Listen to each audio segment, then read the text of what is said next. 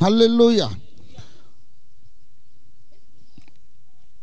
ప్రభునందు ప్రియులారా, నేటి మన వాక్య ధ్యానము కొరకు, దైవ సందేశమును మనం పొందుట కొరకు పునాది వాక్యంగా, మూల వాక్యంగా 2వ తిమోతి పత్రిక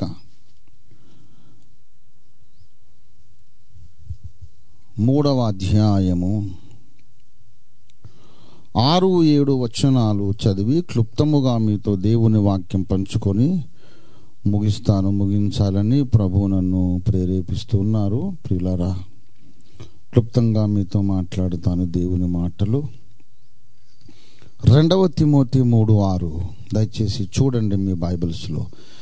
పాపభరితులై నానా విధములైన దురాశల వలన నడిపింపబడి ఎల్లప్పుడూ నేర్చుకొనుచు ఉన్నను, సత్య విషయమైన అనుభవ జ్ఞానము ఎప్పుడునూ పొందలేని అవివేక స్త్రీల యొక్క ఇండ్లలో జొచ్చి వారిని చెరపట్టుకొని పోవువారు వీరిలో చేరినవారు.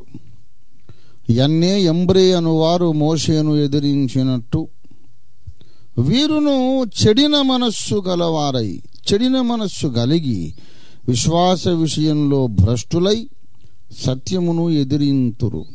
చిన్న మాట మనం ప్రార్థన చేసుకుందాం.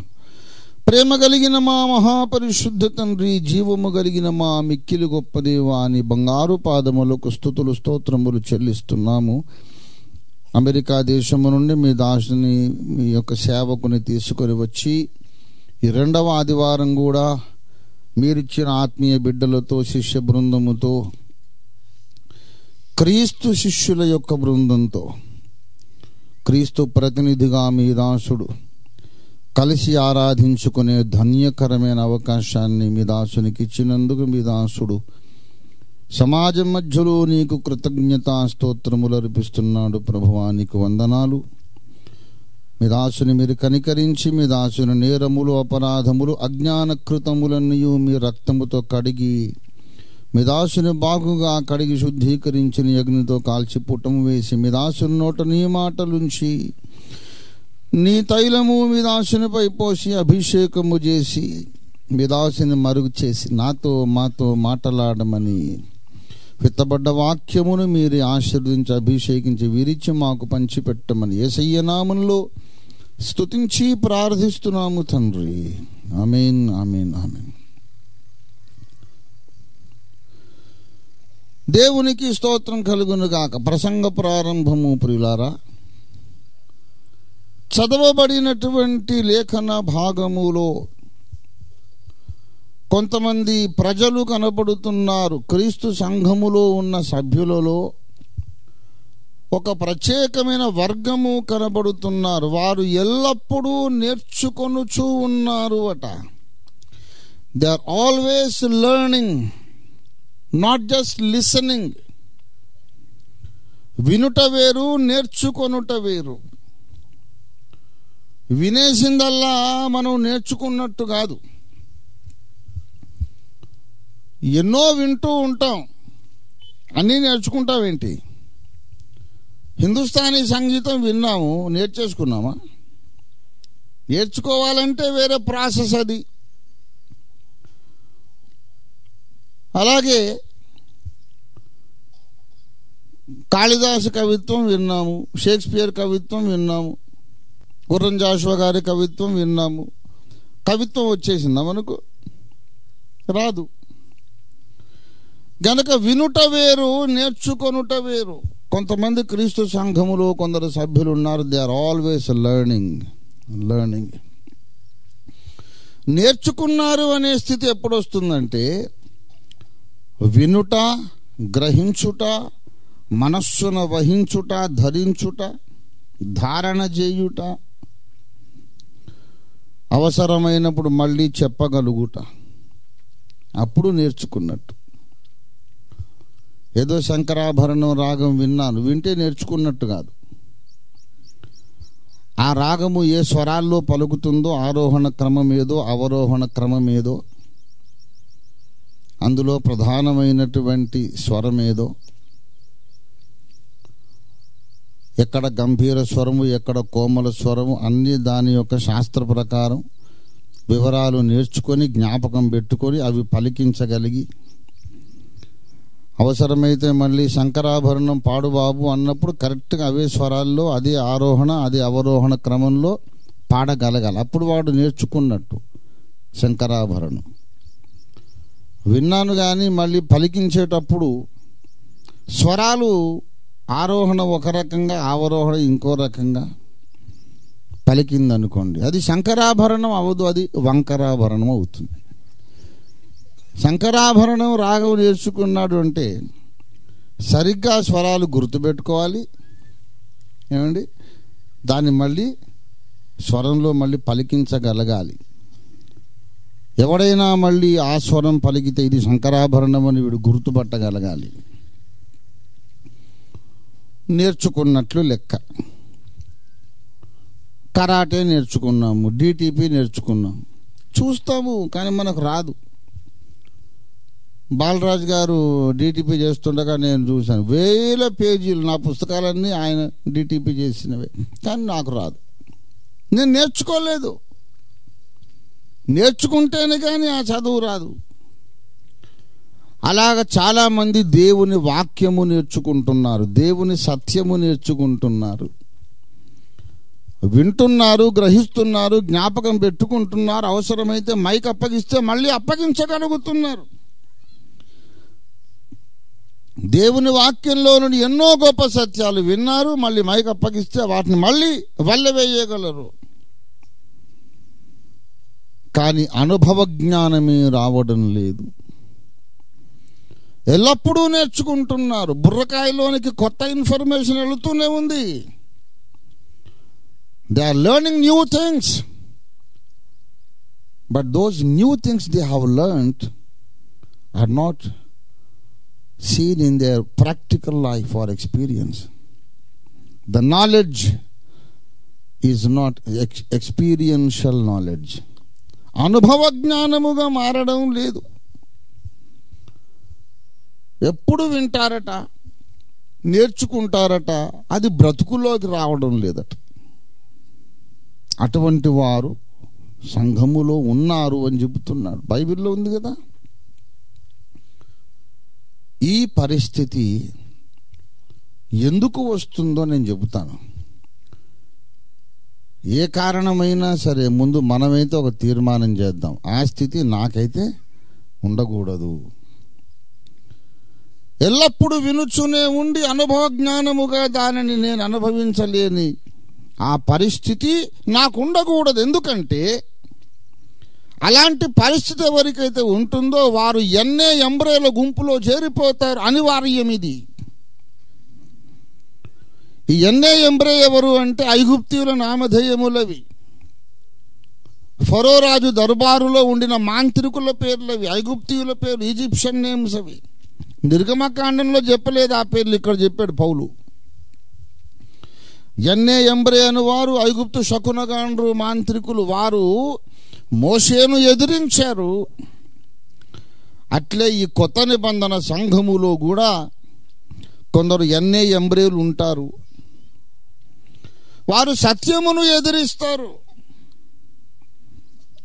ఈ సత్యమును ఎదిరించే భ్రష్టత్వంలోనికి వీళ్ళు ఎందుకు వచ్చారు అంటే వినుట మాత్రమే, నేర్చుకొనుట మాత్రమే కానీ అనుభవ జ్ఞానముగా దానిని పొందలేనటువంటి స్థితిలో వాళ్ళు ఉన్నారు. They are called in electrical language, they are called insulated Christians. Insulated wires ఉంటాయి, దాని లోపల కరెంటు బారుతున్నా సరే పైన ముట్టుకుంటే మనకేం కాదు. పైన రబ్బర్, ప్లాస్టిక్ ఏదో కోటింగ్ ఉంటుంది, ఇన్సులేషన్. దాన్ని ముట్టుకుంటే లోపల కరెంటు పారుతుంది కానీ మనకైతే టచ్ అవ్వదు. మనకు విద్యుత్ శక్తి మనకు తగలదన్నమాట. దానికి ఎక్కడైనా రంధ్రమైంది అనుకోండి, ఆ ఇన్సులేషన్కి రబ్బర్ కోటింగ్ ఎక్కడైనా రంధ్రమైంది అనుకోండి, అనుకోకుండా పుట్టుకుంటే ఎగిరిపోతాడు. కొంతమంది క్రైస్తవుల చుట్టూ అట్లాంటి ఒక రబ్బరు కోటింగ్ ఏర్పాటైపోద్ది అనమాట. ఇన్సులేటెడ్ క్రిస్టియన్స్ అంటాం మేము వాళ్ళని. సో ఇక్కడ పెద్ద కరెంట్ అంతా పాకుతుంది. ఇప్పుడు ఒక మాట చెప్తున్నాను, వైర్ లోపల ప్రవహిస్తుంది ఎలక్ట్రిక్ పవర్, దాని మీద రబ్బర్ తొడుగున్నా సరే అది నాకు తగలదు కదా. నాకే రబ్బర్ తొడుగుంది అనుకోండి, నేనే అంతలా రబ్బర్ తొడుగు నా మొత్తం బాడీ మొత్తం నేను తయారు చేసుకొని చేతులు కాళ్ళకి మొత్తం తయారు చేసుకొని పోయి ముట్టుకున్నా, అప్పుడైనా తగలదు. వాక్యానికి ఇన్సులేషన్ లేదు, వినేవాళ్లకు ఉంది. అందుకే ఇన్సులేటెడ్ బిలీవర్స్ అన్న. లైవ్ వైర్ ఉన్నది, ఎలక్ట్రిక్ పవర్ ప్రవహిస్తున్నటువంటి లైవ్ వైర్ ఉన్నది. దాన్ని కొందరు ముట్టుకుంటేనేమో శక్తి వీళ్ళ లోపలికి వస్తుంది, కొందరేమో ముట్టుకున్నా రావట్లేదు. ఎందుకు? రబ్బర్ తొడిగేసుకొని ముట్టుకుంటున్నాడు దాన్ని. So the believers are insulated. ఆ స్థితిలో ఉంటే వాడు ఎప్పుడు వినడము, నేర్చుకోవడము, ప్రసంగాలు చేయడం తప్ప బ్రతుకులోకి రాదు. అందులో మనం ఉండొద్దు. ఒకవేళ ఉంటే గనక sooner or later you will be opposing the truth. సత్యమును ఎదిరించే ఆ గుంపులో మనం తప్పక చేరిపోతాం. ఇది అనివార్యం అన్నమాట. దేవుని వాక్యమును అనుభవ జ్ఞానముగా మార్చుకోకుండా ఉండి మళ్ళీ సత్య సంబంధిగా ఉండడం అవుట్ ఆఫ్ క్వశ్చన్. నువ్వు సత్య సంబంధిగా ఎలా ఉంటావు? ఇది చాలా ప్రమాదకరమైన విషయం. ఆ ప్రమాదం నాకు రాకూడదు, మీకు రాకూడదు, ఏ మనిషికి రాకూడదు. అలా వస్తే వాడి పరిస్థితి ఏంటో నేను చెప్తున్నా. ఇప్పుడు నేను 3 లోకాలు చూసి వచ్చాను, దేవుడు నాకు చూపించాడు. నమ్మితే నమ్మండి, నమ్మకపోతే నమ్మకపోండి. ఉండబోతున్న సంగతి నేను చెప్తున్నా. ఇప్పుడు నేను 3 లోకాలు చూశాననే సంగతి మీరు నమ్మడం ముఖ్యం కాదు, ఆ భ్రష్టత్వంలోకి మీరు వెళ్లకుండా ఉండడం ముఖ్యం. వీడు ఇలాగే సత్యమునకు విరోధిగా ఉండి నేర్చుకోవడం మాత్రమే నేర్చుకుంటూ అది అనుభవ జ్ఞానంలోకి దాన్ని రప్పించుకోకుండా బ్రతుకు తెల్లారిపోయింది అనుకోండి, వాడు నిత్యత్వంలోకి వెళ్ళిపోయాడు అనుకోండి, వాడు నరకములోనికి వెళ్ళి అక్కడ నుండి పరలోక సంబంధుల మహిమను చూసి నిత్యత్వమంతా కుములుతూ ఉంటాడు. ఏది నమ్మి వాళ్ళ మహిమలోకి వెళ్ళారో అది నేను కూడా నమ్మాను కదా, ఏది తెలుసుకొని వాళ్ళ మహిమలో ఉన్నారో అది నేను కూడా తెలుసుకున్నాను కదా, ఏ సత్యమును నమ్మి వాళ్ళ మహిమను అనుభవిస్తున్నారో దానిని నేను 100 సార్లు ప్రసంగ పీఠికల మీద బోధించాను కదా, నేను బోధించిన సత్యాన్ని వాళ్ళు నమ్మారు, వాళ్ళేమో మహిమలో ఉన్నారు, నేను ఇక్కడ చీకట్లో ఉన్నాను. ఈ యాగని వాడికి నిత్యత్వం అంతా ఉండిపోతుంది. I don't want even my worst enemy to be in that condition. I don't want even my worst enemy to suffer that agony for eternity. ఏదైనా వాడు నాకు బద్ధ శత్రువు అయితే 4 తంతానో తిడతానో అది వేరే, కానీ వాడు ఈ స్థితిలోకి మాత్రం పోవాలని నేను కోరుకోను. ఘోరమైన విషయం. That is a loss and pain and insult from which there is no recovery. No recovery. భక్తి జీవితాన్ని కొంచెం జాగ్రత్తగా మనం కాపాడుకోవాలి. అందులోకి ఎందుకు వెళ్తారు జనాలు? ఎల్లప్పుడూ నేర్చుకొని చున్నాను, అనుభవ జ్ఞానంగా మారడం లేదు. ఎందుకు అంటే వింటున్న వాక్యాన్ని మనము 2 స్థలములలోనికి రిసీవ్ చేసుకుంటాం. There are 2 destinations the message will reach in our being. 2 different destinations. బోధకుడు అక్కడ మాట్లాడుతున్నాడు, వాక్యం ప్రవహిస్తోంది. నాలోనికి ప్రవేశించిన తర్వాత అది సెటిల్ డౌన్ కావడానికి 2 సీట్లు ఉన్నాయి దానికి. Understand this very important technical and spiritual truth. నీ లోపల 2 కుర్చీలు ఉన్నాయి.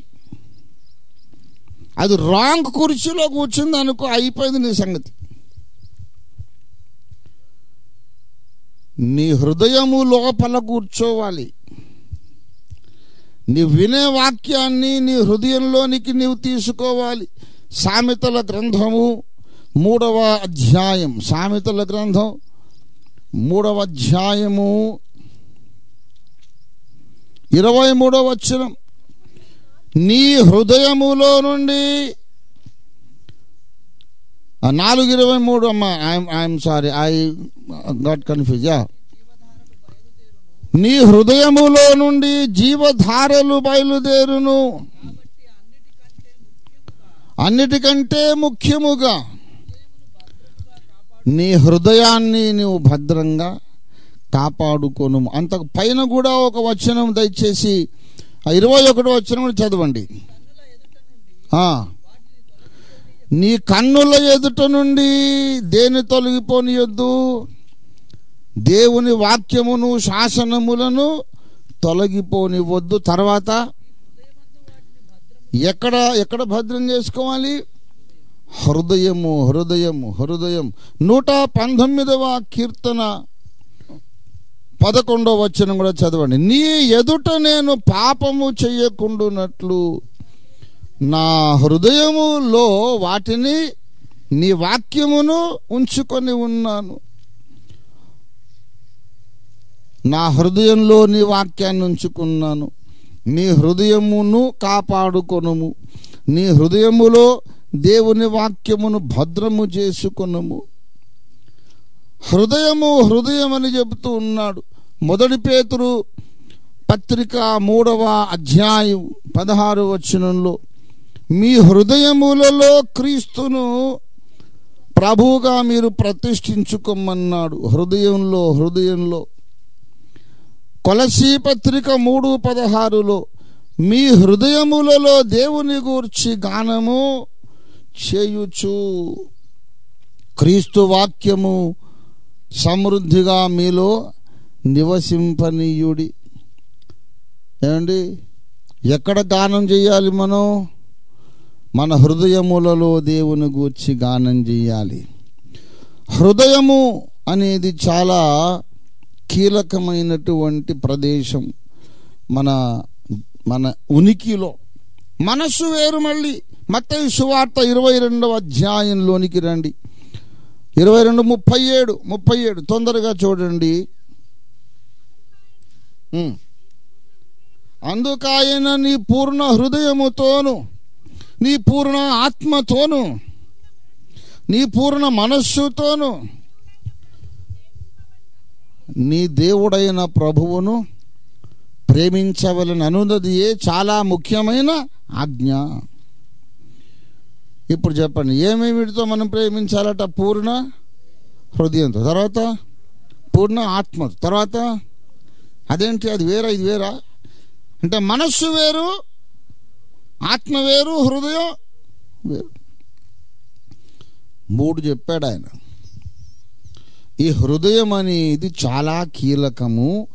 హృదయములో నుండి 4:23 సామెతలు ఏమన్నాడు? అన్నిటికంటే ముఖ్యంగా నీ హృదయములో నుండి జీవధారలు. హృదయం, హార్ట్ అనే మాట 2 విధాలుగా వాడబడుతుంది. హృద్రోగము, హార్ట్ స్పెషలిస్టులు ఉంటారు, కార్డియాలజిస్టులు ఉంటారు. వాళ్ళని ఏమంటారంటే, అచ్చ తెలుగు కాదు కానీ శుద్ధ తత్సమాంధ్ర భాషలో, తద్భవాంధ్ర భాషలో ఏమంటారంటే, ఆంధ్రం వేరు తెలుగు వేరని చెప్తుంటా కదా నేను.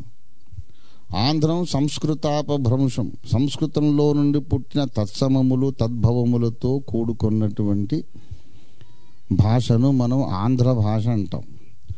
సంస్కృతం ఏమాత్రము అంటకుండా ఉండేది అచ్చ ద్రవిడ భాష తెలుగు. చిప్పలో కూడు తిన్నాను అనాలి, అన్నం అనొద్దు. అన్నం అంటే సంస్కృతం. అన్నం సంస్కృతం. అలాగే భోంచేశారు అనొద్దు.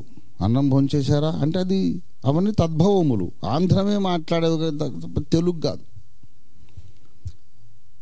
సరే, ఆ సంగతి అలా వదిలేసాను. శుద్ధ తద్భవ ఆంధ్ర భాషలో ఏమంటాము అంటే కార్డియాలజిస్ట్ను, హృద్రోగ నిపుణుడు అంటాం. ఏమంటాము? ఏదోటే నీ బొంద, ఏదో నువ్వు వాక్యం చెప్పమంటే నువ్వేంటో చెప్తావు ఏంట్రా. కార్డియాలజిస్ట్ ఏమంటారు? హృద్రోగ నిపుణుడు. అంటే హృదయమునకు కలిగిన రోగమునకు చికిత్స చేయుటలో ఆయన నైపుణ్యము కలిగిన వాడు అని అర్థం. నువ్వు మాత్రం ప్రసంగం ఎట్లు సాగదీయవలెనో బహు నైపుణ్యము కలిగిన వాడవు. ఏమండి? ఆడేమో హృద్రోగ నిపుణుడు, ఏవో ప్రసంగ రోగ నిపుణుడివి, ప్రసంగ సాగతీత నిపుణుడివి. హృదయము అంటే ఆయన కార్డియాలజిస్టు. మరి దేవుడు చెప్తాడు హృదయం అన్నిటికంటే ఘోరమైన వ్యాధి కదా, హృదయం అన్నిటికంటే మోసకరమైనది. అంటే ఇప్పుడు ఏ హృదయం మాట్లాడుతున్నాడు? నా కుమారుడా నీ హృదయము నాకు అంటే గుండెకాయ కోసి ఇచ్చేయాలా? ఇచ్చినాక ఏం చేసుకుంటాం? అసలు మనం ఉంటే కదా. రక్షణ పొందిన వాళ్ళందరూ ఆపరేషన్ చేసి ఓపెన్ హార్ట్ సర్జరీ ఓపెన్ చేసేసి గుండె కోసేసి ఏసయ్యా ఇదిగో అని ఇచ్చాక ఈడు ఉండడు. ఇంకా పరదేశులమో ప్రియ కనుక రక్షణ పొందగానే ఈ మాంసపు గుండెనికి ఇచ్చేసాం అనుకోండి, నెక్స్ట్ ఉండేది ఆరాధన కూటం కాదు, మన జ్ఞాపకార్థ కూటం. అవునా? మరి జ్ఞాపకార్థ కూటం కాకుండా ఆరాధన కూటంలో మనం ఉండాలంటే మనం ఇవ్వాల్సింది మాంసపు గుండె కాదు, ఇంకొకటి ఏదో ఉంది. ఈ మాంస నిర్మితమైన హృదయం కాకుండా ఇంకొకటి ఏదో ఉంది. మన లోపల ఉన్న ఒక ఆత్మ సంబంధమైనటువంటి ఒక భాగానికి హృదయం అనే పేరున్నది. ఈ శరీరంలో మట్టితో చేయబడ్డ శరీరంలోని మాంస నిర్మితమైన ఒక భాగానికి కూడా హృదయం అనే పేరు. ఈ హృదయం అనేది రెండిటికీ వాడబడుతుంది. రెండిటికీ ఒకే మాట ఎందుకు వాడబడింది అంటే రెండిటి యొక్క డ్యూటీ, ఆ రెండు చేసే పనులలో సామ్యం ఉన్నది. సామ్యం అంటే అర్థం ఏంటి? పోలిక ఉన్నది. సామ్యం అంటే పోలిక. మనలోని ఆత్మీయ భాగం ఒకటి ఉంది, ఆత్మలో ఒక భాగం, దాన్ని హృదయం అంటాం. మాంసంతో చేసినటువంటి మన ఈ గుండెకాయని కూడా హృదయం అని అంటాం. ఎందుకంటే ఈ మాంసపు గుండె చేసే పనికి ఆ ఆత్మలోని భాగం చేసే పనికి ఒక పోలిక ఉంది. ఈ మాంసపు గుండెలో నుండేమో రక్తము ప్రవహించుచున్నది, శుద్ధి చేయబడుచున్నది. ఆత్మలోని ఒక భాగము ద్వారా మన జీవధారలు ప్రవహిస్తున్నాయంట. మట్టికి ప్రాణం వచ్చింది. మట్టికి ప్రాణం వచ్చిన తర్వాత ఆ ప్రాణము, మట్టి దేహానికి ఉన్న ప్రాణమేమో రక్తములో ఉన్నది. మరి ఆత్మకున్నటువంటి జీవము, ఈ శరీరం మట్టిలోకి పోయినా కూడా ఆత్మ బ్రతికే ఉంటుంది. ఆ జీవం ఎక్కడిది మరి? ఈ రక్తము, ఎముక, మూలుగా మొత్తం మట్టిలోకి పోయినాయి కదా. మరి ఆత్మ ఎట్లా బ్రతుకుతుంది? ఆత్మను బ్రతికించే జీవశక్తి ఒకటి ఉంది. The force called life, that is keeping the spirit of a human being alive.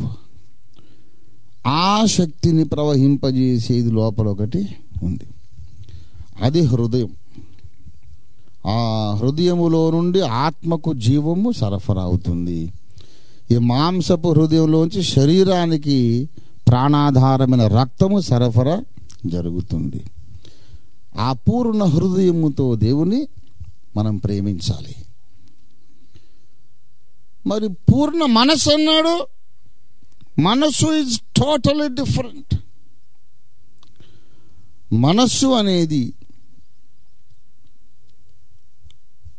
నేను ఒకవేళ బ్లాక్ బోర్డు ఉంటే నేను బొమ్మలు గీసి చూపించేవాడిని. మీరు మీ డైరీలో మీరు బొమ్మ గీసుకోండి. ఒక గాజు బీకర్ ఉందనుకోండి, ఇట్లా నన్ను చూడండి, ఇలా చూడండి, ఇలాగా ఇలాగా ఇలాగ గీత గీయండి. గాజు బీకర్ అనుకోండి అది. ఏమండి, సరిగ్గా దాన్ని 3 భాగాలు చేయాలి అంటే లోపల ఎన్ని గీతలు గీయాలా? మీరు 3 గీస్తే 4 అయిపోతాయి.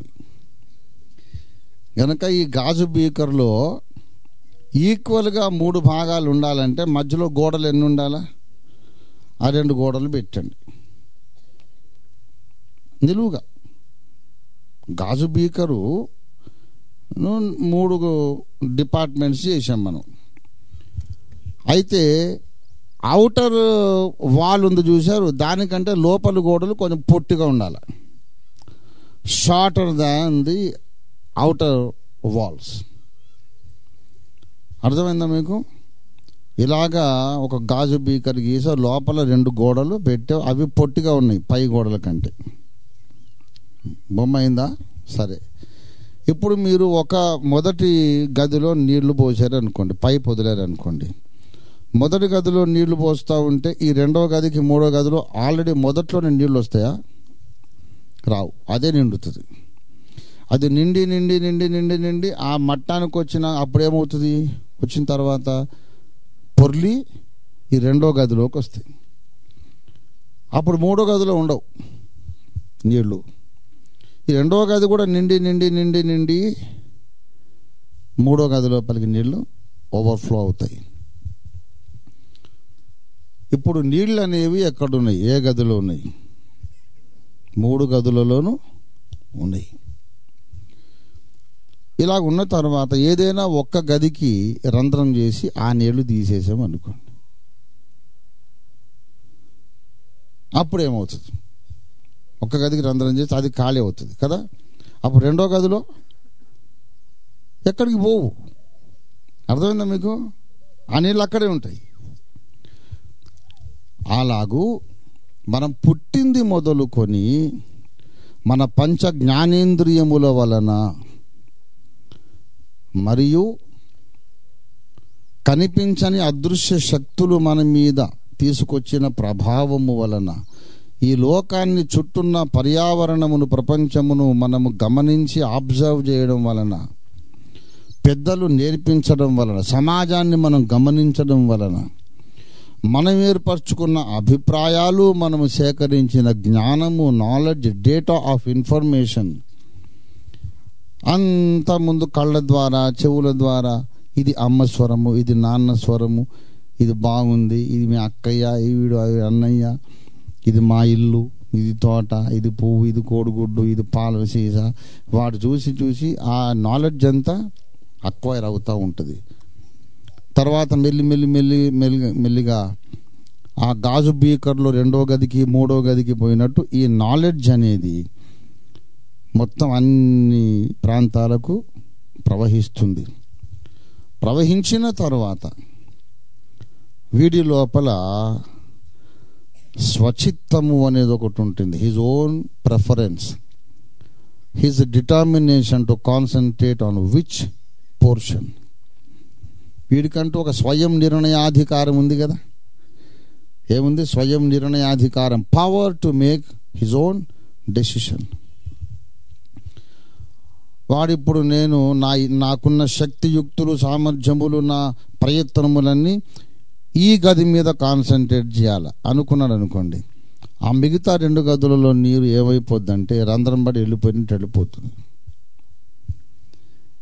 ఇంకా ఇక్కడే వాడు ఆత్మ అనే గది మీద దృష్టి పెడితే మిగతా 2 గదుల్లో నీళ్లు లేకుండా పోయినట్లే జరిగి వాడి యొక్క మనస్సు, వాడి ఆలోచనలు, కోరికలు, వాడి అభిప్రాయములన్నీ ఆ ఆత్మ అనే గది మీదనే ఉంటాయి గనక దానిని ఆత్మానుసారమైన మనస్సు అంటారు అన్నమాట. శరీరము అనే దాని మీదనే కాన్సన్ట్రేట్ చేయాలనుకున్నాడు అనుకోండి, అప్పుడేమవుతుందంటే మిగతా 2 గదుల్లో ఉన్న మనస్సు అది పని చేయకుండా ఉన్నా లేనట్టు నిర్వీర్యం అయిపోయి ఈ శరీరం అనే దాని మీద వాడుకుండే అభిప్రాయాలు, కోరికలు, ఇష్టాలు అదే పని చేస్తుంది కనుక అప్పుడు వాడికి శరీరానుసారమైన మనస్సు ఉన్నది. మనస్సు అనేది బేసికల్లీ ఇట్ ఈస్ నీదర్ శరీరానుసారం నార్ ఆత్మానుసారం. Basically fundamentally mind is neither spiritual nor physical. Time to time నీవే ఒకప్పుడు శరీరానుసారివి, తర్వాత ఎప్పుడో బోధ విని నువ్వు తీర్మానం చేశావు, ఇప్పటి నుంచి నేను ఆత్మానుసారంగా బ్రతకాలని. నీకున్న జ్ఞాపకము, ఆలోచన శక్తి అంతా ఆత్మీయ విషయాల మీద కేంద్రీకరిస్తావు. ఆత్మానుసారులు ఆత్మ విషయాల మీద మనసు ఉంచెదరు, శరీరానుసారులు శరీర విషయాల మీద మనసు ఉంచెదరు. అంటే మన మనస్సు అనే దాన్ని మనం దేని మీద ఉంచాలో ఆ నిర్ణయ శక్తి కూడా మనలోనే దేవుడు పెట్టాడన్నమాట. God has given you the power and authority to decide and accomplish your determination where you want to concentrate your mind, on spirit or on your physical body. రోమాపత్రిక 8వ అధ్యాయం 5వ వచనం. 8:5 రోమాపత్రిక. శరీరానుసారులు శరీర విషయాల మీద మనస్సును ఉంతురు, ఆత్మానుసారులు ఆత్మ విషయాల మీద మనస్సు. అంటే వీడి దగ్గర ఇప్పుడు నా దగ్గర ఇది హ్యాండ్ కర్చీఫ్ ఉన్నట్టు. ఇప్పుడు నేను ఒకసారి నా చేతిలో హ్యాండ్ కర్చీఫ్ ఉంది, దీన్ని తీసుకెళ్ళి ఈ బల్ల మీద పెట్టా. నేను ఇదే హ్యాండ్ కర్చీఫ్ పట్టుకెళ్ళి ఈ గ్లాస్ మీద పెట్టా. It's my description. నేను ఈ హ్యాండ్ కర్చీఫ్ తీసుకెళ్ళి ఈ బైబిల్ మీద పెట్టా, నా ఇష్టం. అట్లాగే నీలోని మైండ్ కూడా నీ చెప్పు చేతుల్లో ఉంటుంది. నువ్వు అనుకుంటే దాన్ని ఆత్మీయ విషయాల మీద పెట్టగలవు, లేదు వద్దనుకుంటే భక్తి జీవితానికి కొంచెం నేను హాలిడే తీసుకుంటా, లీవ్ తీసుకుంటాను అనుకుంటే నువ్వు శరీరానుసారమైన విషయాల మీద మనసు పెట్టగలవు. శరీరం మీద నీవు ఎక్కువ మనసు పెట్టిన ఆ కాసేపు నీ పేరేమిటి? శరీరానుసారి, శరీర సంబంధి. నువ్వు మారు మనస్సు పొంది ఈ చండాలం అంతా నాకెందుకండి, ఈ దుర్గంధం, నాకు దేవుడు కావాలి, మహిమ కావాలి, దేవుని మెప్పు బహుమానం కావాలి, నిత్యత్వంలో నేను సుఖంగా ఉండాలి, ఈ దరిద్రం అంతా నాకెందుకు అనుకొని మారు మనసు వచ్చి ఆత్మీయ విషయాల మీద నీ మనసు పెట్టినప్పుడు అప్పుడు నీవు ఆత్మ సంబంధివి. కానీ రేపు మళ్ళీ శరీర సంబంధివి కావని గ్యారంటీ లేదు. అనుదినము జాగ్రత్తగా నీ మనస్సు ఆత్మీయ విషయాల మీద నీవు కాపాడుకుంటూ కేంద్రీకరింపజేస్తూ ఉండాలి. The focus of your attention, it must be always on the spiritual issues. మనస్సు అనేది వేరు. ఇప్పుడు ఏమంటాడంటే పూర్ణ మనస్సుతో ఆయనను ప్రేమించాలి. నీ హృదయము అనే దానికి ఒక fixed shape, form and duty ఉన్నది. అది నేను చెప్తున్న విషయం అర్థం చేసుకోవాలి బాగా. ఇప్పుడు శరీరంలో కాలు, చెయ్యి అనే దానికి ఒక షేపు, ఒక పని, ఒక స్పష్టత ఉంది కదా. ఈ కాలు, చెయ్యి అనే దానికి ఒక స్పష్టమైన ఆకారము, డ్యూటీ ఉన్నట్టు ఈ మాంసపు గుండెకాయకు కూడా ఒక ఆకారం ఉంది, ఒక పర్టికులర్ డ్యూటీ అనేది ఉంది. అది ఇంకేం డ్యూటీ చేయదుగా. ఈ గుండె చూడదు, వినదు, రుచి చూడదు. ఈ గుండె ఏం చేయదు, మిగతా పనులన్నీ చేసే వాటికి ప్రాణశక్తిని సరఫరా చేస్తుంది. అట్లాగే ఆత్మలోని హృదయం ఉందే, దానికి కూడా ఒక పర్టికులర్ షేపు, ఒక పర్టికులర్ డ్యూటీ ఉంది. అది అంతవరకే. కానీ మనస్సు అనేది మాత్రం చాలా ఖతర్నాకు విషయం. దానికో స్పెషల్ ఫామ్ లేదు, షేప్ లేదు, డ్యూటీ లేదు. అది ఎక్కడ పడితే అక్కడ ఉంటుంది, ఏం పడితే చేస్తుంది. అర్థమైందా మీకు? మనసే అదే నీకు చెప్తా. ఒకసారి ఇవాళ మనం చాలా భక్తిగా ఉండాలా, ప్రార్థన చేయాలా, అదేం చెప్తా. అబ్బా ఎంత మంచిగా అయిపోయి నేను అనుకుంటాం మనం. అది 2 రోజులు అయ్యాక దానికి తీసుకొచ్చి ఏంది ఎప్పుడు భక్తేనా? ఆయన బైబిల్లో కూడా అన్నీ ఉన్నాయి టాపిక్స్ తెలుసా. దావీదు భక్తుడు కదా, ఆయన ఎంజాయ్ చేయలేదా? కూర్చునేవతా దేవుడు క్షమిస్తాడు. కొంచెం పాపం కూడా చేద్దాం. ఈ మనస్సు చాలా ఖతర్నాక్. ఎందుకు తెలుసా? అది ఏమీ చేయాలనుకున్న కన్విన్సింగ్ లాజిక్తో నిన్ను కన్విన్స్ చేసేస్తుంది. ఇప్పుడు నువ్వు ఒట్టుగా పాపం చేద్దాం పదా అనేసరికి చాలు నోర్మై పనికి మాలినోడా ఏంద్రా అని చెప్పేది, పాపం చేయాలన్నా తప్పు అని అంటాం. అది అట్లా చెప్పదు, దావీదు భక్తుని చూపిస్తుంది. దావీదు అనేసరికి రెస్పెక్ట్ చేయాలి మనం. We have to honour this great prophet, so why not consider. అక్కడ నీకు లాజిక్ మొత్తం కొంచెం ఆ స్పీడ్ అనేది తగ్గిపోతుంది. అవునా, నిజమేలే, కరెక్టే చెప్తున్నావు. ఈ మనస్సు మీద ఎవరైతే కాన్సన్ట్రేట్ చేసి అది చెప్పినట్టు వింటుంటారో వాడు కటీపతంగా అన్నమాట, తెగిన గాలిపటం. వాడు ఎటు వెళ్ళిపోతాడో తెలియదు. ఆ మనస్సులో కూడా వాక్యం ఉంటుంది. అది ఎందుకు ఇప్పుడు నేను చెబుతున్నా, మీరు వింటున్నారు, మీ చెవుల గుండా వాక్యం మీ మనసులోకి వెళ్ళిపోతుంది. జ్ఞాపకాలు ఉంటాయి, జ్ఞాపకాల పొరల్లో ఈ వాక్యం ఉండిపోతుంది. చాలామంది నేర్చుకుంటున్నారు, మనస్సుతో విని మనస్సుతో జ్ఞాపకం పెట్టుకొని అవసరమైనప్పుడు మళ్ళీ అప్పగించగలిగే విధంగా గుర్తు పెట్టుకొని సత్యము నేర్చుకున్నాం అనుకుంటున్నారు.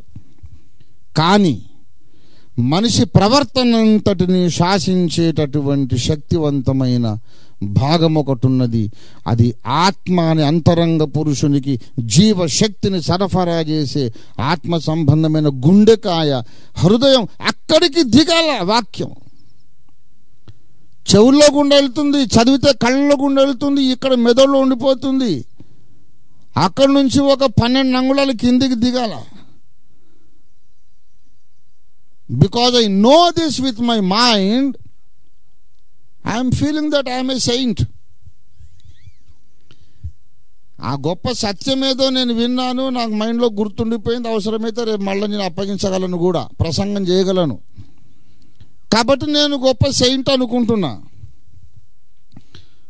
ఏమేమి చెయ్యాలో, ఎలా బ్రతకాలో, ఎలా ప్రేమించాలో, ఎలా క్షమించాలో, ఎలా సహించాలో, ఎలా ప్రార్థన చేయాలో, ఎలా ఆత్మను సంపాదించాలో, ఎలా దేవునితో నడవాలో, ఈ ఇన్ఫర్మేషన్ అంతా తలకాయలో ఉండిపోయింది, బ్రతుకుల్లోకి రావట్లేదు. Because the information is not in the heart. అన్నీ వింటాం, అవసరమైతే అందరికి అన్ని చెప్తాం, కానీ అలా నడవలేము. పరిసయ్యులు వారు చెప్పుదురే గాని చెయ్యరు. ఎందుకు చెయ్యరు? యేసయ్య చెప్పాడు మనకు ఆ విషయం. ఎందుకు చెయ్యరో మత్తయి సువార్త 15:7 చెప్పాడు. ఎందుకు చెయ్యరు వాళ్ళు? వారి హృదయము నాకు దూరముగా ఉన్నది. The problem is with the heart of a human being. The heart is away. నేను మిమ్మల్ని అడుగుతున్నాను ఇప్పుడు, వారు హృదయము దేవునికి దూరంగా ఉంటే వాక్యం ఎలా చెబుతున్నారు అంటున్నాను నేను. చెప్పాలి, మీరు ఆలోచన చేయాలి. హృదయం దేవునికి దూరంగా ఉంటే వాక్యం ఎలా గుర్తుంది, ఎలాగ అప్పగించగలుగుతున్నారు, ఎలా బోధించగలుగుతున్నారు, ఎలా ప్రసంగాలు వస్తున్నాయి చెప్పండి. అంటే అదంతా కూడా ఇక్కడ ఉంది. విన్నా దీనితో వింటున్నారు, జ్ఞాపకం పెట్టుకున్న దీంతో పెట్టుకుంటున్నారు, మళ్ళా చెప్పిన దీంతో చెబుతున్నారు. ఇది తలకాయ క్రైస్తవము, ఇది మానసిక క్రైస్తవము. This is mental Christianity. Mental Christianity. Mental Christians will never enter the kingdom of heaven, I tell you. Take it from the word of God. మానసికముగా మాత్రమే క్రైస్తవులైన వారు ఎప్పటికీ పరలోక రాజ్యంలో చేరలేరు. ఎందుకంటే ఎల్లప్పుడూ నేర్చుకొనుచున్నను వారికి సత్యమును గూర్చిన జ్ఞానము మాత్రమే కలుగుతుంది. జ్ఞానము మాత్రమే కలుగుతుంది, అనుభవ జ్ఞానం కలగదు. అనుభవ జ్ఞానం కలుగకుండా ఒట్టి తలకాయ జ్ఞానమే ఉంది కనుక, తలకాయలోనే జ్ఞానం ఉంది కనుక అవకాశము దొరకగానే వాడు వెంటనే ఎంబ్రేలో చేరిపోతాడు. Very dangerous situation. కానీ దీంట్లోంచి ఎస్కేప్ అయిపోవడం కూడా చాలా సులభం, చాలా సులభం. నువ్వు దృష్టి పెట్టాలంతే. నువ్వు దృష్టి పెట్టాలి. ఈ ఇష్యూ ఒకటి ఉందని ముందు నువ్వు గుర్తుపట్టాలి. ఈ ప్రమాదం ఒకటి ఉందని నీ ముందు గుర్తు పట్టాలి. తర్వాత వెరీ సింపుల్, మోకరించి ప్రార్థన చేయాలి. యేసయ్యా, నా తలకాయలో ఉండే నాలెడ్జ్ మొత్తం నా గుండెకాయలోకి దింపమని ప్రార్థన చేయాలి. దేవునికి స్తోత్రం కలుగును గాక. Let the knowledge that I have in my head be enthroned in my heart. నా హృదయములో అది సింహాసనం ఎక్కును గాక. హృదయము లోపలికి వాక్యం పోతే వాక్యానికి నీ బ్రతుకు మీద గ్రిప్ వస్తుంది. Take down the statement, remember this for the rest of your life.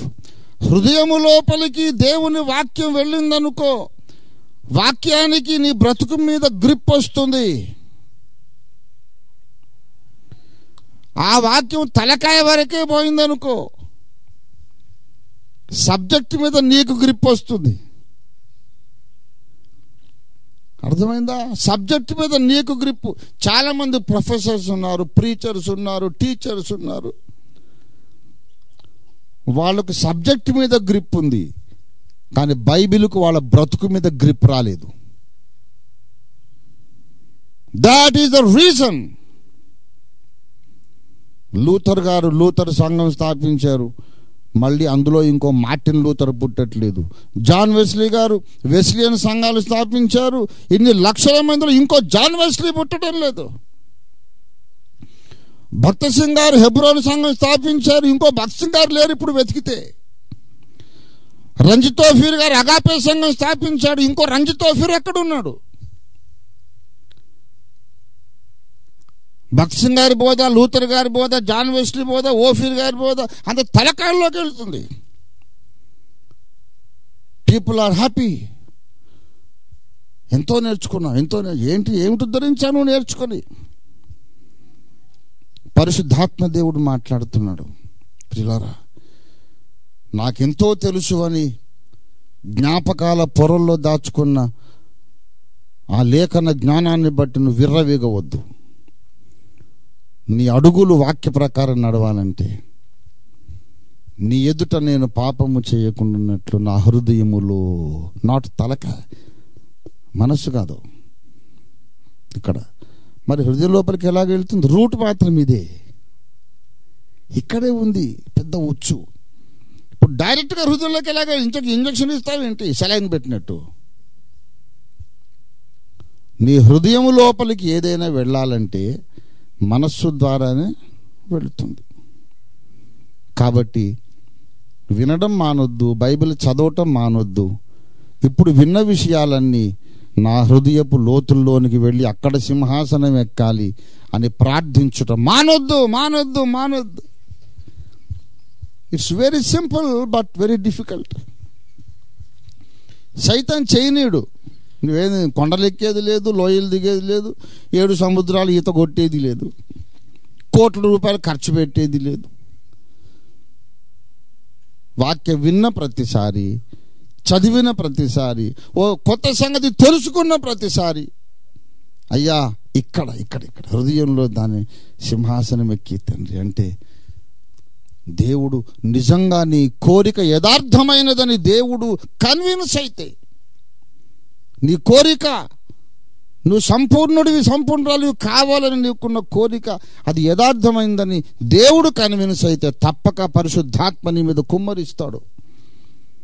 తప్పక వాక్యమంతా నీ తలకాయలో కాదు, గుండెల్లోకి, హృదయంలోకి వెళ్ళిపోతుంది. అప్పుడు నీవు క్రీస్తు వలె క్షమించగలుగుతావు, సహించగలుగుతావు. క్రీస్తు వలె సత్యము కొరకు ధైర్యంగా సాక్ష్యం ఇవ్వగలుగుతావు. క్రీస్తులో ఉన్న అధికారం, క్రీస్తులో ఉన్న ప్రభావం, క్రీస్తులో ఉన్న శక్తి నీలో ప్రతిబింబిస్తుంది. నీ ఎదుట ఎవడు నిలబడలేడంతే. యెహోషువకు చెప్పాడు, నీ బ్రతుకు దినములు అన్నిటను ఏ మనుషుడు నీ ఎదుట నిలవజాలకపోవును. ఎందుకు? ఏం పెద్ద అయిన వరల్డ్ హెవీ వెయిట్ ఛాంపియన్ అనే, ఎంత ఛాంపియన్ అయినా కానీ వాణ్ణి మించినోడు ఉంటాడు. ఎంత పెద్ద రెజ్లింగ్ ఛాంపియన్ అయినా ఒక సుమో పైల్వాన్ని పట్టుకొచ్చి వాడి మీద ఎత్తేస్తే అప్పచ్చైపోతాడు. ఏ మనుష్యుడును నిలబడలేడు. ఎందుకు? క్రీస్తులో ఉండే అధికారము, బలము, ఆ ప్రభావం నీ లోపలికి వచ్చేస్తుంది. చాలామంది క్రీస్తును విశ్వసించారు, మనస్సులో నమ్మారు. చాలామంది క్రీస్తును చేర్చుకున్నారు, మనస్సులో చేర్చుకున్నారు. చాలామంది వాక్యాన్ని నింపుకున్నారు, మనస్సులో నింపుకున్నారు. మంచి పని చేశారు, కానీ అక్కడ ఆగొద్దు. అదే నేను చెప్పే మాట. Don't stop there. It is good that you have received Christ into your mind. Let him go deeper, deeper, deeper into your heart. That will electrify your life. You know, I am an electrified man. అలసిపోవా? నువ్వు ఎప్పటికీ వెనక్కి తగ్గవా? 38 కాదు 40 ఏళ్ళు ఇప్పుడు నేను సువార్త కొరకు పోరాడుతూ పదును తగ్గలేదు, ఎక్కువైంది. తగ్గలేదు, ఎక్కువైంది. నేను ఎంత లాంగ్ లైఫ్ కలిగి ఉంటాను అంతవరకు ఇంకా షార్పెన్ అవుతూ ఉంటాను. Because I follow Christ with my heart, not with my mind. మైండ్లో నుండే మొదలవుతుంది వ్యవహారం, కానీ అక్కడ ఆగను. నేను ఇక్కడికి వెళ్ళాలి. నేను నేర్చుకున్న ప్రతి విషయము, ప్రతి సత్యము నా బ్రతుకులో అది ప్రతిఫలించాలని కన్నీరు గార్చి ప్రార్థన చేయకుండా నేను ఒక్కనాడు కూడా ఉండలేదని ఇప్పుడు చెప్తున్నాను మీకు. నేను ప్రభు అద్భుతమైన విషయం వినబడింది, అద్భుతమైన విషయం నేర్చుకున్నాను. ఇది నా హృదయంలోకి రావాలి.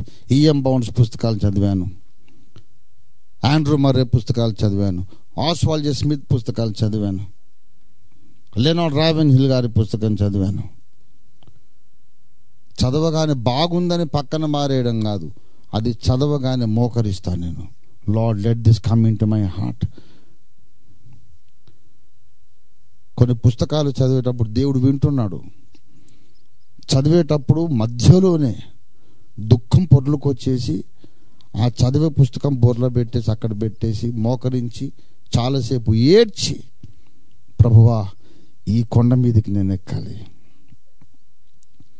లేకపోతే నన్ను ఇప్పుడే చంపేసే తండ్రి అని అడిగి, సరే బిడ్డ తగిన సమయంలో నేను నిన్ను సంపూర్ణుని చేస్తానని ఆయన మాటిచ్చిన తర్వాత మళ్ళీ నెక్స్ట్ పేజీ చదివాను నేను. టార్చర్ ఫర్ క్రైస్ట్ చదువుతూ ఎన్నోసార్లు మోకరించి ఏడ్చాను. With Christ in the school of prayer, Andrew Murray పుస్తకం చదువుతూ ఎన్నోసార్లు మధ్యలో మోకరించి ఏడ్చాను నేను. పుస్తకం ముగించాలని కాదు, ముగించేం లాభం అది బ్రతుకులోకి రాకుండా. ఎన్నిసార్లు బైబిల్ చదివేవనేది గొప్ప విషయం కాదు, చదివిన దాంట్లో ఎంతవరకు తలకాయలో ఉండిపోయింది, ఎంతవరకు ఇక్కడికి వచ్చింది, అది ముఖ్యం. తలలో మాత్రమే నీ నాలెడ్జ్ మిగిలిపోతే బైబిల్ 1000 సార్లు చదివిన వ్యర్థమే. హృదయ సింహాసనం మీదకి బైబిల్ని ఎక్కించగలిగితే, ఆదిమ విశ్వాసులు ఎన్నిసార్లు బైబిల్ చదివారంటారు? అసలు బైబిలే లేదు, బైబిలే లేదు వారికి. పౌలు కట్టిన సంఘాలు ఎలాగ సంపూర్ణులైనారు వాళ్ళు? అప్పటికి ప్రకటన రాయబడలేదు, బైబిల్ ఇట్లాంటి ప్రింటెడ్ ఫామ్లో అవైలబుల్గా లేదు. ఎలాగ దేవుని వెంబడించారు? ఆ విన్న కాస్తో కూస్తో వాక్యం ఇక్కడ ఉంచుకోలేదు, ఒకడు కిందికి దింపారు. దేవుని బిడ్డలారా, ఓఫీరిస్టుల సంఘం ఓఫీరుల సంఘంగా మారిపోవాలని నేను ఆశిస్తున్నా. మారాలంటే మాత్రం కొంచెం డెడ్లీ సీరియస్ యాటిట్యూడ్ మనం అడాప్ట్ చేయాలి. ఎంతో తెలుసు, వేరే సంఘాల వాళ్ళకంటే మనకి ఎక్కువ తెలుసు అని మురిసిపోతే ఒరిగేదేమీ లేదు. బలా నమ్మకమైన మంచి దాసురా, బాగా వినేసావు, బాగా నేర్చుకున్నావు, దేవుడు బహుమానం ఒక్కటికి కూడా ఇయ్యడు. విన్నది ఎంతవరకు అనుకరించావు, అనుసరించావు, ఆచరణలో పెట్టావు అని అడుగుతాడు ఆయన. ఒకడికి 2 పాయింట్లు తెలుసు, 2 ఖచ్చితంగా పాటించాడు, వాడికి 100% మార్క్స్ వస్తాయి. ఒకడికి 100 పాయింట్లు తెలుసు, 2 పాటించాడు, ఫెయిల్ వీడు.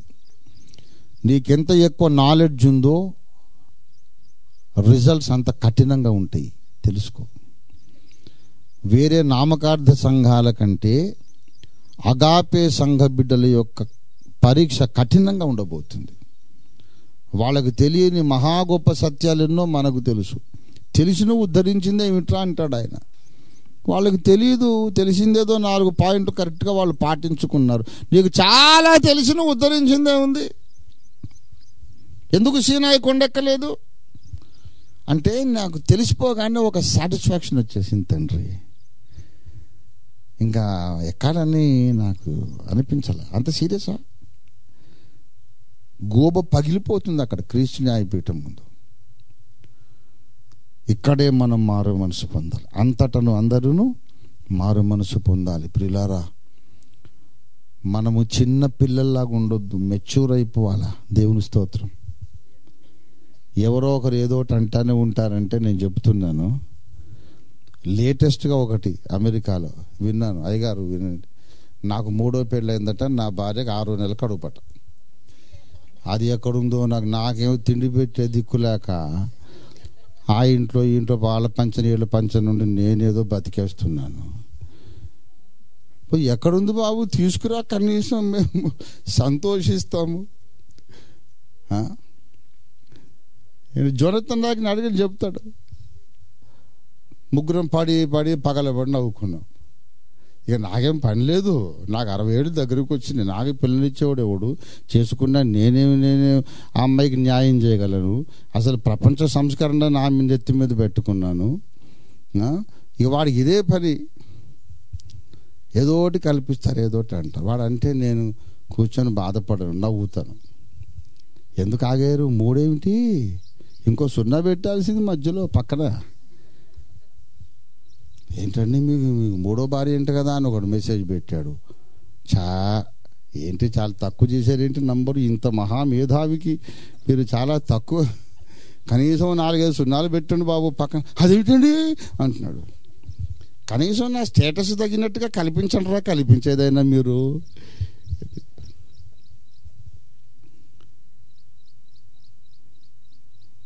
ఏంటి మనుషులు మాట్లాడే మాట అస్సలు నేను ఎందుకు తెలుసా? ఇప్పుడు మీకు చెప్తున్నా. యేసు ప్రభువు వారు శిలువ మీద వేలాడుతున్నాడు, అవునా? వేలాడుతున్నాడు, ఘోరంగా కొట్టారు ఆయన్ని. ఆయన ప్లేస్లో నువ్వు కానీ నేను కానీ ఉంటే ఏం చేస్తావంటే, తండ్రి ఈ నొప్పి తగ్గించు తండ్రి అని అంటూ, అవునా కదా? ఆయన ఏమన్నాడు, ఈ గాయాల సంగతి వదిలేసి వాళ్ళని క్షమించన్నాడు. ఈ పుండ్లు, ఈ భయంకరమైన గాయాలు ఇక్కడ పెట్టుకొని మైండ్ అక్కడుంది తప్ప వీటి మీద లేదు.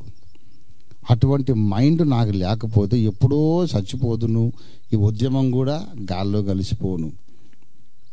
నాకేదో అంటది, ఇంతకుముందు చెప్పే కదా, బాధ కానీ అవమానము కానీ పాపము కానీ శోధన కానీ అంటది. తామరాకు మీద నీళ్లు పోస్తే ఉంటాయి, ఇలా వంపేస్తే తడి కూడా ఉండదు. ఇంతసేపు ఇక్కడ నీళ్ళు ఉన్నాయన్నట్టు ఉండదు.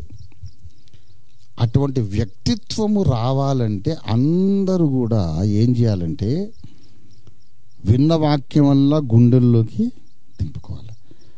అది సాధ్యము అని నేను చెప్తున్నా. It is possible. It is possible for you to become 100% spiritual person. అలాగ మారాలి. మారితే డెఫినెట్గా మనం సింహాసనం మీద ఉంటాం. దేవుని స్తోత్రం కలుగును గాక. ఏం కష్టం కాదు. రోజు ఒక 10 నిమిషాలు ఈ పాయింట్ ప్రార్థన చేయండి. నేను చెబుతున్నా మీకు, ఎక్కువ అక్కర్లేదండి. మీరు 10 నిమిషాలు చేయండి, మిగతా ప్రార్థనలని కాదు. అయ్యగారు చెప్పారు, తలలో ఉన్నటువంటి సత్యం అంతా హృదయంలోకి రావాలి, హృదయంలో నుండి జీవధారలు బయలుదేరుతున్నాయి అని అయ్యగారు చెప్పారు. ప్రభువా, ఎంత సత్యము నేను విన్నానో అది నా హృదయ సింహాసనం మీదకి రప్పించని.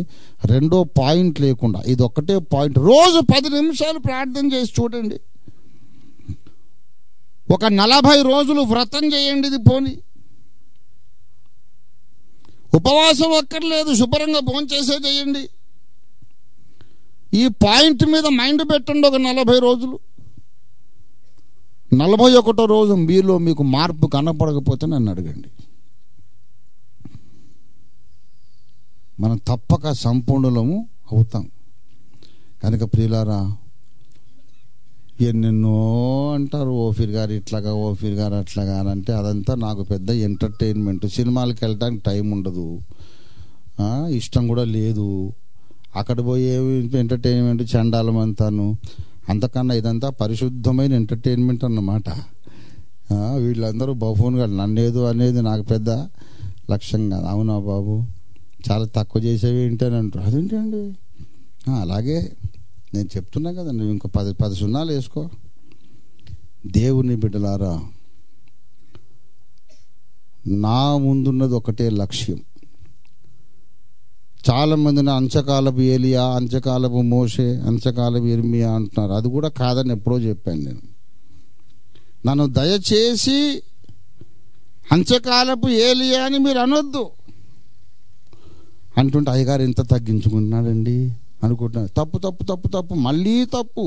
ఎప్పుడు తప్పే మీరు నన్ను అర్థం చేసుకోవడం. నేను తగ్గించుకోలేదు. అంచకాలపు ఏలియా అని మీరు అనటం నాకు ఇన్సల్ట్. దేవుడే చెప్పాడు.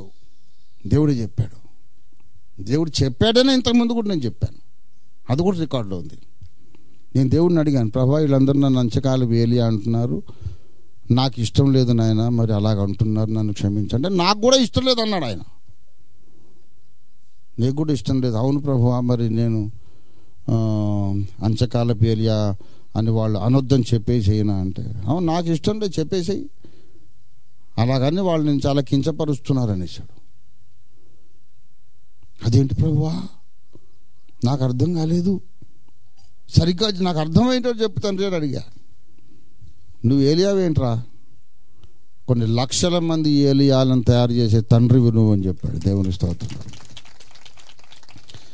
కర్మెలు కొండ దగ్గర ఏలియా ఏ ప్రశ్న వేశాడో ఆ ప్రశ్న వేయగలిగిన లక్షల మందిని నువ్వు తయారు చేస్తున్నావు. ఏలియా ఏంటి, నీ కొడుకులే లక్షల మంది ఏలియాలో. మరి నేను ఎవరని చెప్పుకోవాలంటే ఏం చెప్పుకోకు, you are man of God అంతే. దేవుని స్తోత్రం కలుగును గాక. నీ పేరేంటంటే దైవజనుడు. మనందరం ఏలియాలం కావచ్చు, అందరమును మనం మోషేలం కావచ్చు, మనందరం పౌరులం కావచ్చు, తిమోతీలు కావచ్చు. అయితే వినుట, గ్రహించుట మనస్సు దగ్గర ఆగొద్దు. ఒక్క అడుగు కిందికి దిగితే కత్తిలాగా అయిపోతావు నువ్వు అంతే. నిన్ను లొంగదీయడం కానీ ఓడించడం కానీ సాతానుకు అసాధ్యం అయిపోతుంది. నీకు విరోధంగా రూపించబడిన ఏ ఆయుధమును వర్ధిల్లదనే మాట ఖచ్చితంగా నెరవేరుతుంది. అటువంటి అజేయమైన సంఘంగా, సైన్యంగా మనం రూపొందుదాం. దేవుడి మాటలు దీవించునుగా. అక్కడని ప్రార్థన చేసుకుందాం.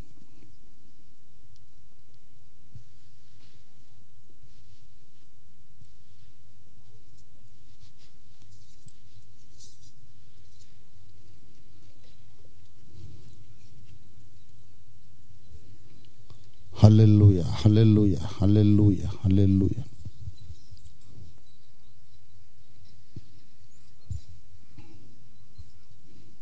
అందరము కూడా కన్నులు మూసుకొని విన్న వాక్యమును స్మరించి మనసును వహించి దేవుడిచ్చిన పిలుపుకు మనము స్పందించి దేవునికి మనం ఒక ప్రత్యుత్తరం ఇద్దాం, ఒక జవాబు చెప్దాం, ఒక రెస్పాన్స్, మన యొక్క స్పందన ఏమిటో చెప్దాం.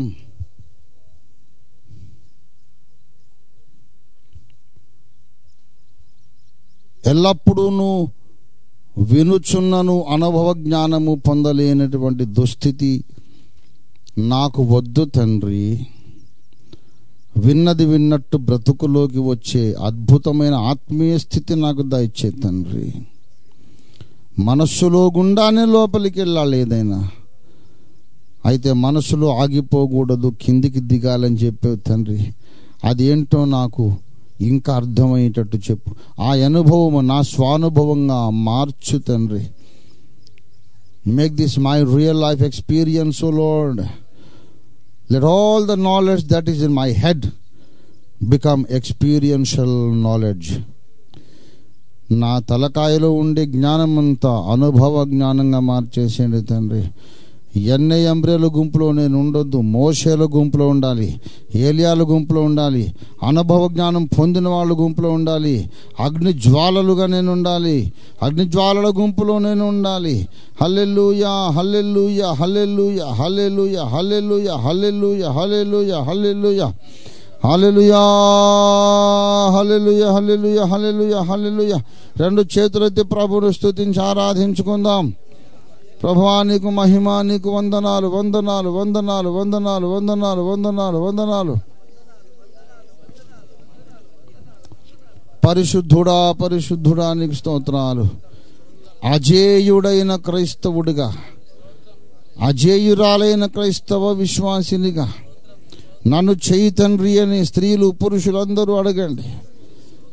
ఎవరు కూడా గెలవటానికి వీలు లేనటువంటి ఒక సైనికుడు, సైనికురాలిగా, యుద్ధరంగములో విజయము తప్ప అపజయం ఎరుగనటువంటి యుద్ధశూరునిగా, యుద్ధ వీరురాలిగా నన్ను చేయమని అడగండి.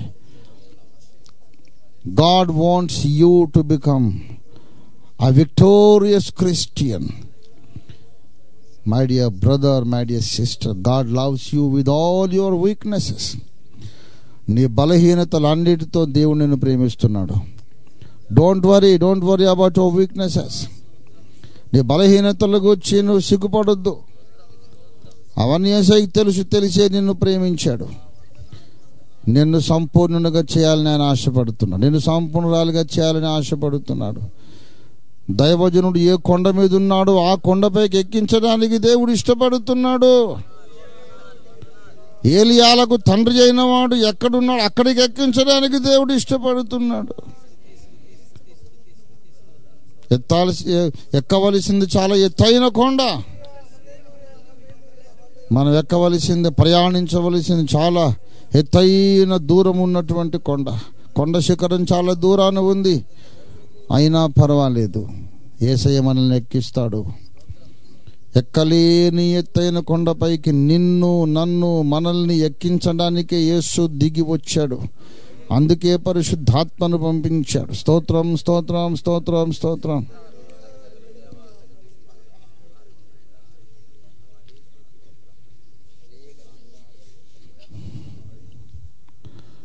హల్లెలూయా, హల్లెలూయా.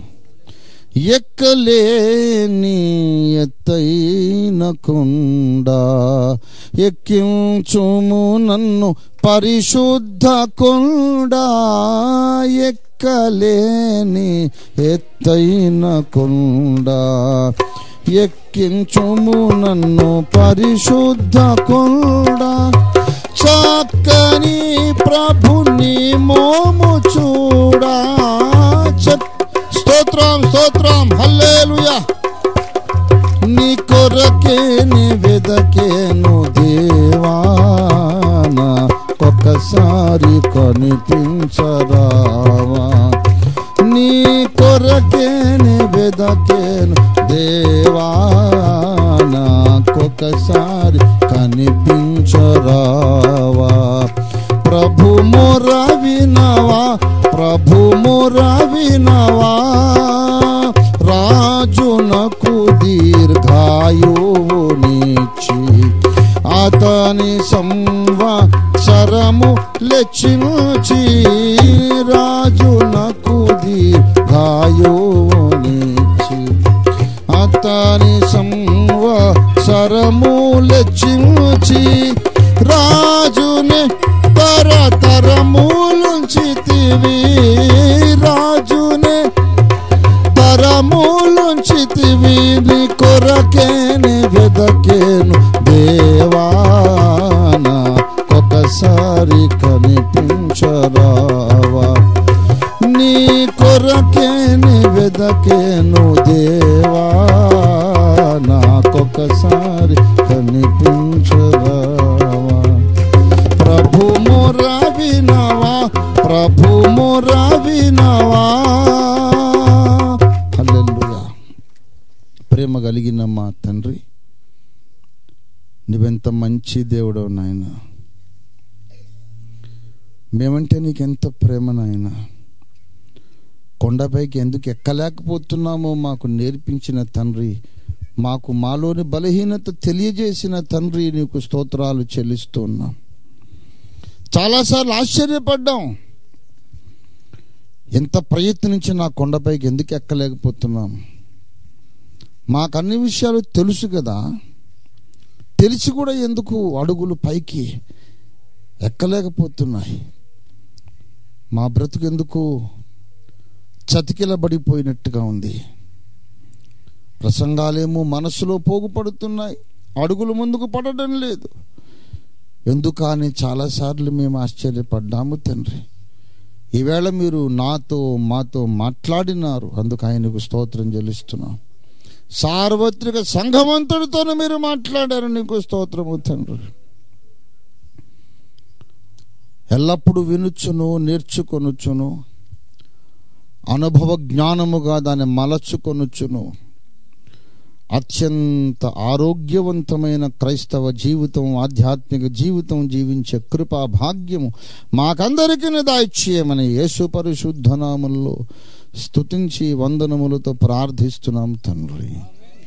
మన తండ్రి అయిన దేవుని ప్రేమ, యేసయ్య కృప, పరిశుద్ధాత్మ దేవుని తోడి దివ్య మనోహర సహవాసము చేరువచ్చిన మనకందరకును భూలోకమందున్న సకల భక్త కోటికిని ప్రభుని యథార్థమైన మనస్సుతో హృదయపూర్వకముగా ప్రేమించుచున్న భక్తులెల్లరికి సదాకాలము తోడై ఉండి ఆధ్యాత్మిక పరిపూర్ణతనే శిఖరం ఎక్కించునుగాక.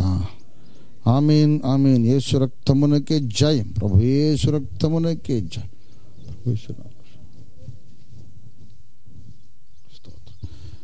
అందరికీ వందనాలండి. దయచేసి